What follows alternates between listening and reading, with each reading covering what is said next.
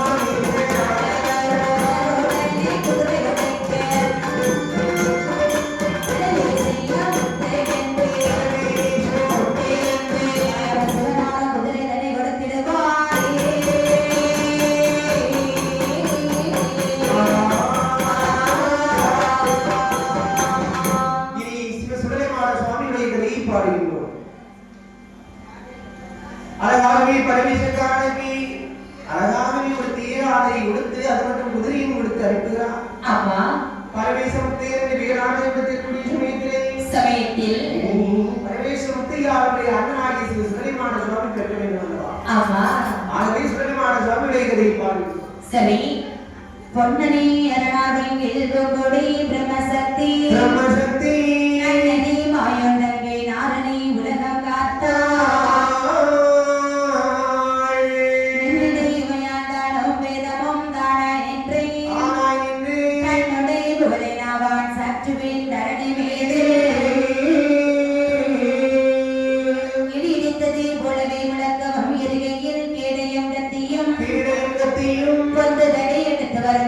சத்துராதி தட புரண்டு ஓடகோ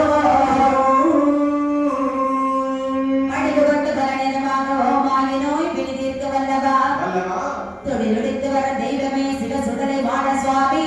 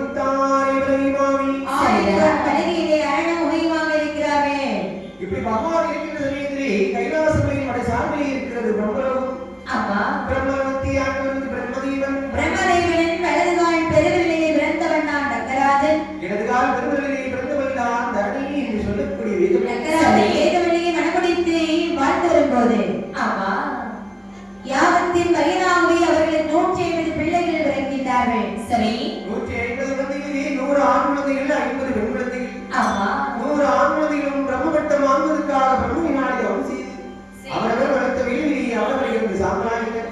ஆமா, அந்த 50 குழந்தைகளுக்கும் திருமணமாக முடிக்க வேண்டும் என்று சந்திர பகவானுக்கு 27 பெண்கள். சரி, காசிப முனிவருக்கு 13 பெண்கள். அனு என்று சொல்லக்கூடிய முனிவருக்கு 10 பெண்களை மணமடித்து கொடுக்கிறார். 150 குழந்தைகள் பெற்ற பிறகு இறுதியில் அப்பா என்று அழைப்பதற்கு நமக்கு ஒரு குழந்தை இல்லாமல் போனது. இறப்பு பிறப்பில்லாத ஈஸ்வரி மனைவி குழந்தையாகவும் அந்த பரமசிவனை மருமகனாகவும் பெறுவதற்கு வேலை செய்து கொண்டிருக்கின்றார். சரி, இப்படி இருக்கும் சமயத்திலே கைலாசமலையிலே பகவானுக்கு தெரிந்தவர் என்ன வேலை தெரியுமா? அழைக்கப்பட்ட ஜீவன்களுக்கெல்லாம் பட்டினி இல்லாமல் வெளியிலிருந்து வருவது. சரி, இந்த பகவான் எப்படி வெளியிலிருந்து வருகிறார் பாருங்கள்.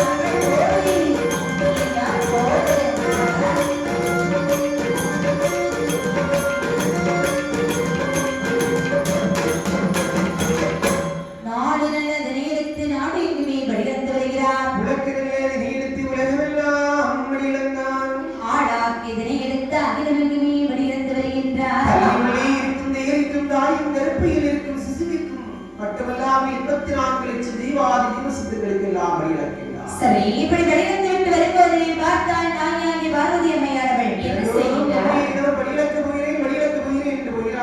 ஆமா, இன்றைய தினத்திலே பகவானை பரிசோதிக்க வேண்டும் என்று சொல்லி விஸ்வகர்மா என்று சொல்லக்கூடிய தெய்வ தட்சணை வரவழைத்தார்.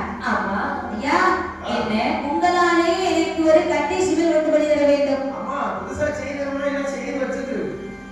செய்து வச்சது ஏற்கனவே செய்து வச்சிருக்கீங்க, அதெல்லாம் வேண்டாம், புதிதாகவே செய்து தாருங்கள். இது செங்காந்தரம். ஆமா, சிவில் எப்படி இருக்கு? நல்ல உருளையா இருக்கு, கட்டையா இருக்கு. நல்லா இருக்கா? ஆமா, இது போதுமா? போது சுவாமி. அப்படி அந்த சிவராஜனை வாங்கி திருவைக்கு மொழியிலே சித்தருக்கு ஒருவரை கண்டார். சரி, திருவை பிடித்த அந்த சிவனுக்குள்ளே அழைத்து அப்படியே முந்திலே ஒளிந்து வைத்துக் கொண்டார். பகவான் தரும் திசைக்கு வரக்கூடிய திசையை நோக்கி பாதங்களை எட்டியவாறு அவதரிக்கின்றார் பார்வதி. ஆமா, என்னைக்கு பார்த்தாலும் பகவான் வந்தவுடனே பாத பணிவிடைகள் செய்வார். சரி, இடத்திலே இந்த பகவான் வருகின்ற போது அரணாரை கண்ட போது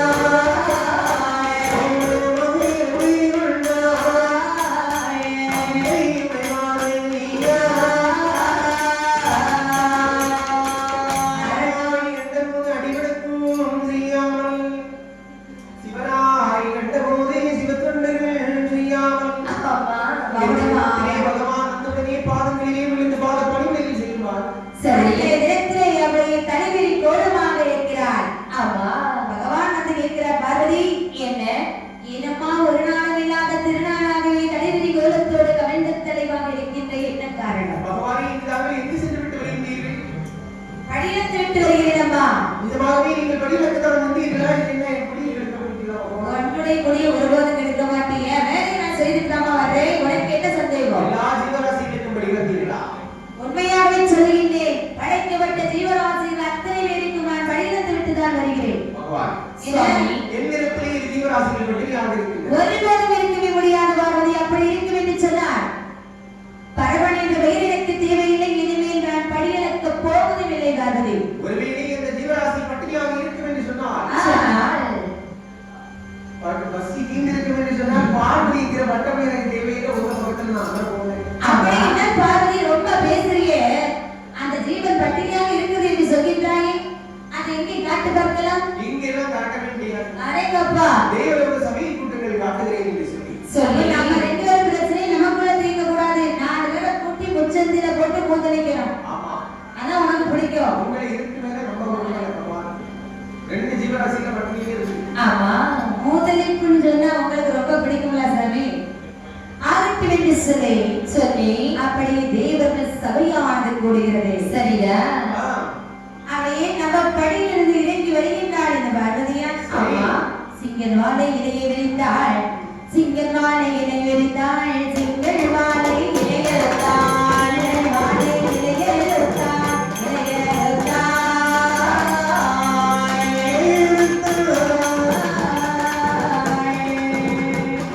சீராவே காண்பித்தாள், காண்பித்தாள்.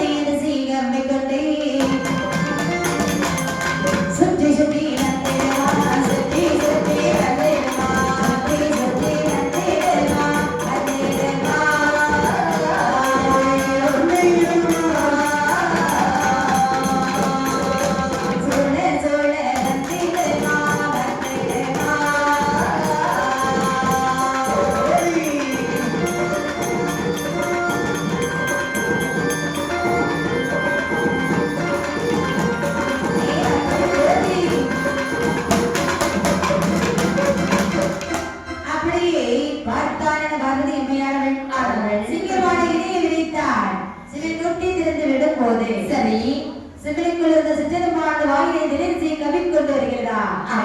கவிக்கொண்டு வருவதை பார்த்தால் இந்த முத்துமிழ் செல்வியார் பார்வையார்கள் ஆனவள் பகவானே என்ன அறியாமல் செய்துவிட்டேன், அடியேனை மன்னித்தருளுங்கள் சுவாமி. நாம் செய்தபடி அதனாலே இருக்க வேண்டும். ஆமா, தெரியாமல் செய்தபடியே சிவனாரே உணர்த்தல்ல வேண்டும். உடனே பகவான் பார்வதி சுவாமி அறைக்குள்ளே இருந்தாலும் அனன்யா மாயமுண்டா பார்வதி? இல்லை. செப்புக்குள்ளே இருந்தாலும் சிவன் அறிவம் மாயமுண்டும். ஆமா, பார்வதி என்ன என்னுடைய படியிலப்பே சந்தேகப்பட்டு விட்டாய் அல்லவா? ஆமா, ஆகையால் நான் உனக்கு 3 சாபங்கள் தருகிறேன். என்ன சாபங்கள்லாம்? பேச்சியாக நீ பிறந்த விடங்களை வாழ்வார் இருக்க வேண்டும். அப்படியே ஆகட்டும். அட்டகாரி 8 பேராக நீ பிறந்த 1000 பேர் வரை இருக்க வேண்டும். அவ்வாறே செய்கிறேன். உன்னை மகளாக வருவதற்கு வெளி செய்து கொண்டிருக்கிறார் நக்கராஜன். ஆமா, அவருக்கு சென்று நீ மகளாக இருக்க வேண்டும். அப்படியே ஆகட்டும். தக்கரைக்கு மகளாக சென்று நான் பிறந்து வந்தேன் என்று சொன்னார். மாநிலர் இடத்தை சார்ந்தவர்கள் தானே என்னை வாழையிட்டு படமடிப்பார்கள். பார்வதி, அதற்கு நான் ஒருபோதும் விட மாட்டேன் பார்வதி. அடேங்கப்பா, அவ்வளவு பாசம். தக்க சமயம் வருகின்ற போது நானே வந்து உன்னை மாநிலம் சொல்லி கைலாசமலைக்கு அழைத்து வருவேன். சரி, அப்படி என்று சொல்லி பகவான் பார்வதி ஒரு சிறிய கை குழந்தையாக உருவாக்கி ரங்கராஜன் தவமிருக்கும் தவச்சாலை அருகாக கொண்டு கிடத்துகின்றார். ஆமா, குழந்தையானது அப்படி சத்தமிட்டு அட ஆரம்பிக்கின்றது. குழந்தையின் மெல்லவர்கள் யோசிக்காதே விட்டான் ரங்கராஜன். ஆமா, ஓடோடி வந்தான், வாரி கை எடுத்து வலது கண்ணத்திலே முத்தமிட்டார். சரி, இடத்திலே நெற்றியிலே முத்தமிட்டார். வேள்வி கரையிலே இடத்தை காரணத்தினால் தாட்சாயினி என்று பார்வதி ஆனவரத காரணத்தினால் பார்வதி இன்னும் இருட்டு வளர்த்துகிறான். சரி, 12 வயதிலே பாவி விழுந்தருக்கு போயினாள். நினைக்கின்றான் ரங்கராஜன். என்ன நினைக்கின்றான்? தன்னுடைய மகள் பார்வதிக்கு சுயம்பரம் நடத்த வேண்டும். சுயம்பரம் என்று சொன்னா என்னன்னா, மாப்பிள்ளையை நம்ம விருப்பப்பட்ட மாப்பிள்ளையை நம்மளா தேர்ந்தெடுக்கலாம். பாத்தீங்கன்னா அப்பவே அந்த சுதந்திரம் இருந்திருக்கு. ஆமா, நீங்க மட்டும் என்ன அப்படி தேர்ந்தெடுக்க? நீங்களும் தேர்ந்தெடுக்கிறீங்க, அம்மாவும் தேர்ந்தெடுக்கிறாங்க. ஆமா, அதாவது நான் கேட்டா மட்டும் அதை எதுன்னு சொல்றீங்களே? ஆமா, அப்பவே விருப்ப தேர்வு இருந்திருக்குல்லவா? ஆகவே 54 தேசத்து ராஜாக்களுக்கு ஒரே ஆனவர் இருக்கின்றார். சரிதான். அறிந்தார் பகவான். என்ன நினைக்கிறார்? பார்வதியை மணமுடிக்க போக வேண்டும் என்று பகவான் இப்படி வருகின்றார். அப்பரையா பொக்கனவா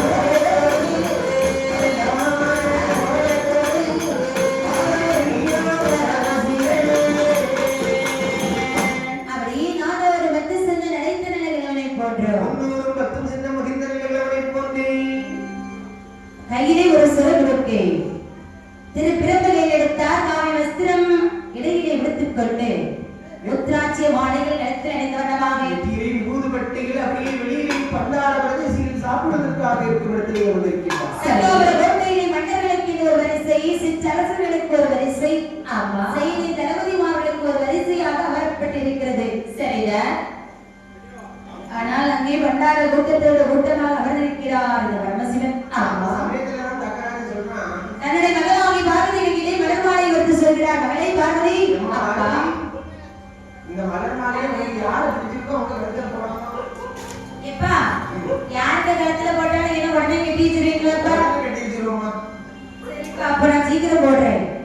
அவளை என்று சொல்லி ஆதி பகவானை மனதில் நினைத்தவாறே மலர் மாலையை சுழற்றி வீசுகின்றாள். வெளியிலே பண்டார வரிசையில் இருந்த பகவான் கழுத்திலே மாலை வந்தது. சரி, கங்கராஜன் மந்திரிடத்திலே சொல்கிறான், எப்பா மந்திரி, என் மகன் பார்வதி வீசிய மலர் மாலை எங்கே சென்று விழுந்தது என்று பார்த்து ஓடி வா. வெளியிலே சாப்பிட பண்டார பிரதேசி. ஆமா, அந்த பண்டார பிரதேசி கூட்டத்தில் ஐயோ என்னது இத பாருப்பா, மன்னர்கள் கூட்டத்தில் பார்த்தாயா? ஆமா, அங்கேயும் இல்லை. அதான் சொல்லிட்டோம்ல, வெளியே இருக்கிறாங்க பண்டார பிரதேசி. அங்க போய் பார்த்தியா? அவங்க பண்டாரத்தை எடுத்துக்கிட்டாங்க. பண்டாரத்துல இல்லையா? சத்தம் போடாதே, பேசி வசமா எப்படியாவது மலர் மாலை வாங்கிட்டு வந்துரு. ஆமா, ஆண்டி பண்டார என்ன மாலை விடுறான். தரமாட்டேன். டேய் கொள்ளாதே. தரமாட்டேன்டா. அடிச்சு போய் அடிச்சு தரேன் பாவம். கொஞ்சம் கத்து. தரமாட்டேன் அப்படி என்று. ஆமா, அதே மலர் மாலையை வாங்கிவிட்டு வருகின்றார். சரி, என்ன என்னாச்சு பார்வதி? உனக்கு ஞானம் வரல நினைக்கிறேன். மான பூத்தா மான தன்னால விடும். அடிச்சு புடிச்சு வாங்கிட்டு வந்து இந்த பண்டாரத்துக்கு. ஆமா மகளே பார்வதி, அப்பா இரண்டாவது முறையும் மலர் மாலையை வீச வேண்டும். சரி, யாருடைய கழுத்தில் விழுதோ அவருக்கு உனக்கு கட்டி வைக்கிறோமா? சரிப்பா, கண்டிப்பாக நீ முதல் போடுறது ஒழுங்கா போடு. அப்படி இந்த மலர் மாலை கையிலே கொடுக்கின்றார். கையிலே வாங்கி கிடக்கிறது என்று சுழற்றி வீசுகின்றார். மீண்டும் அந்த பண்டாரத்தின் கழுத்திலே சென்று விடுகின்றதா? ஆமா, பண்டாரத்தின் கையிலே இருந்த மாலையானை வாங்கிக் கொண்டு இந்த பண்டாரம் ஏதோ மகிழ்ந்து தெரிந்தவராக இருப்பார். சரிங்க. ஆகையினால் அப்படியே இந்த கல்லறையை வச்சு போட்டு மீண்டும் கொடுக்கும் சமயத்திலே மீண்டும் பண்டாரத்தின் கழுத்திலே நம்ம மகளுக்கு கிடைச்ச கதி இவ்வளவுதான். அவ்வளவுதான். இவ்வளவு கிடைச்சது இதுதான். இந்த பண்டாரம் அவங்க வீட்டுக்காரர் என்ன மாற்றவே முடியாது, முடியவே முடியாது. அப்படி என்று சொல்லி இந்த பண்டாரத்திடத்திலே சொல்கிறார் கங்கராஜன். என்ன சொல்கிற?